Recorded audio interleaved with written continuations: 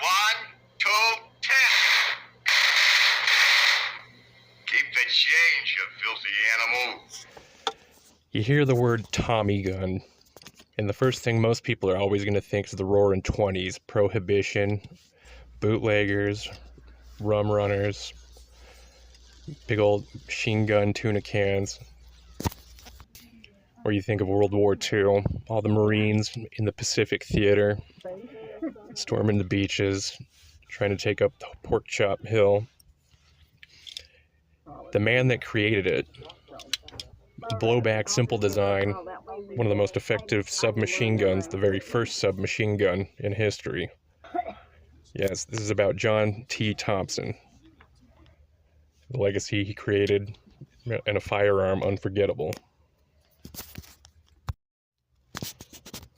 John Taliaferro Thompson was born December 31st of 1860 in Newport, Kentucky.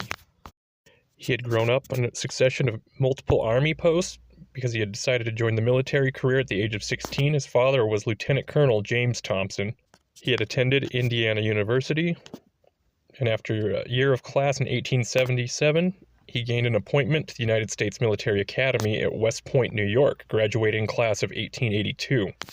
He was assigned to 2nd Artillery as a second lieutenant. He attended engineering and artillery school and was finally assigned to the Army's Ordnance Department in 1890. He spent the rest of his military career during that period, and he began specializing in small arms. During the Spanish-American War, while the rest of the Army was plagued with logistical problems, Thompson managed ordnance supply operations to Cuba efficiently. More than 18,000 tons of munitions were transferred to the battlefield from his Tampa command without any incident. Thompson was promoted to colonel, young as such in the Army's time. It was this time also Thompson was exposed to automatic weapons. At the request of Lieutenant John Parker, Thompson arranged for the informal formation of a Gatling gun unit with 15 weapons and a generous supply of ammunition, all shipped to Cuba on Thompson's sole authority. This unit later played a significant role in the Battle of San Juan Hill.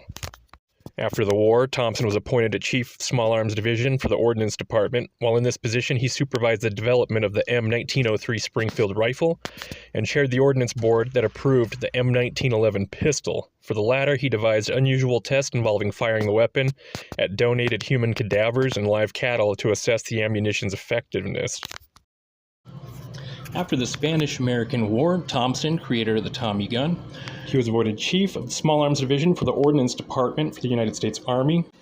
He was overseeing the trials of a firearm brought by Wilson C. Skinner of Colt Firearms. And this was the 1911, which had been designed by Browning. Browning had sold the patent to Colt at that time. Now, during the trials, believe it or not, they used real human cadavers and live cows. They wanted to see how the ammunition would fare against actual human bodies and through thick hide and skin of cattle. Kind of dark, but kind of interesting. A bullet smashing through only one of these white pine boards would be enough. 1914, Thompson had retired Lieutenant Colonel from the United States Army Ordnance Division and would go on to be the Chief Executive Developer for Remington Firearms. He had made lucrative amounts of money manufacturing .303 Einfields and Mosins because World War I had kicked off finally, and there was a lot of money to be made around that time. Combat had changed to trench warfare. Soldiers needed new types of rifles for this.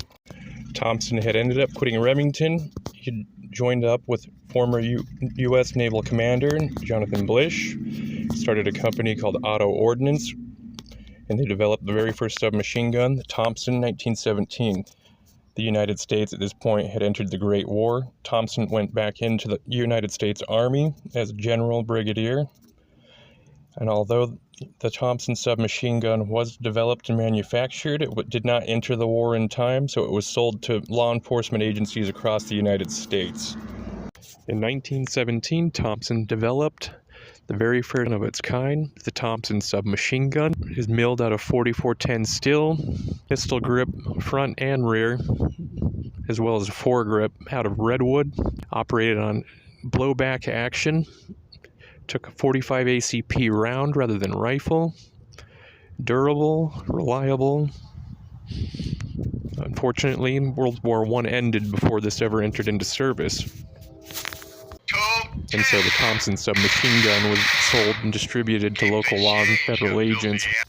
Thompson submachine gun in the 1920s became popular amongst all the prohibition gangsters, bootleggers, rum runners, an organized crime syndicate. And early on in the 30s, it'd be made famous by famous bank robbers such as Babyface Nilsson and John Dillinger. After World War I ended, Thompson had resigned from being a general brigadier for the United States Army, and he went right back to development of the Thompson submachine gun. 1928, the Thompson submachine gun was accepted in the Army.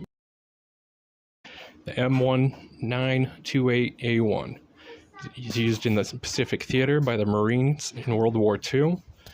Been used throughout all of history since, multiple conflicts. Hollywood has glamorized the firearm, as well as mobsters in Prohibition era.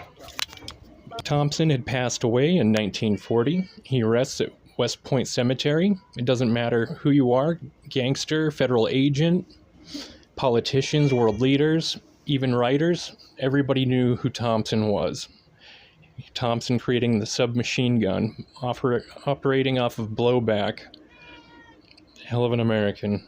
Thanks so much for watching. Please like and subscribe.